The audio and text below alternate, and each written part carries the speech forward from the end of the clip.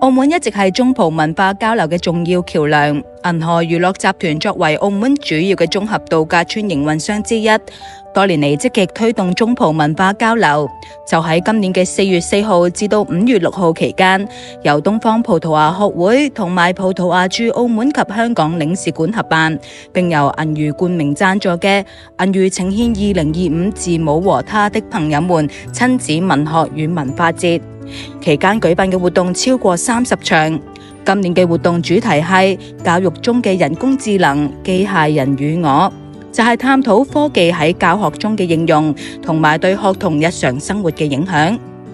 今年一如既往，針對公眾同埋學校兩類群體推出一系列嘅豐富活動，包括音樂、表演藝術、親子工作坊等等。當中，銀娛喺活動期間仲邀請超過30名嚟自澳門土生教育協進會嘅小朋友同埋家長嚟到銀娛旗下同在銀河嘅同樂坊參與專場活動。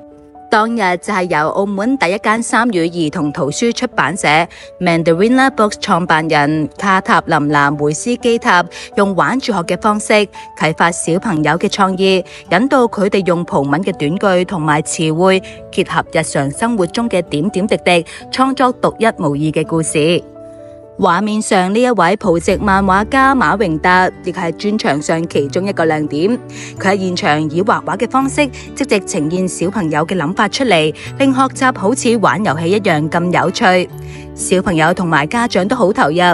有家長就話，佢同小朋友都好中意呢一種輕鬆嘅學習環境，亦都好開心見到小朋友從小掌握多種語言啊！都想去認識多啲葡文嘅文化同埋知識。其實想學多門語言，係佢中意啊！佢好開心，佢話呢個 Happy School 嚟嘅。至於受邀學校嘅幼稚園老師就話，佢都係第一次同班上嘅學生參加呢類型嘅活動，對於小朋友嚟講係好有吸引力㗎。希望日後有更多學校嘅學生都可以接觸到同類型嘅活動。It's perfect to mix the language of Portuguese with this kind of activities because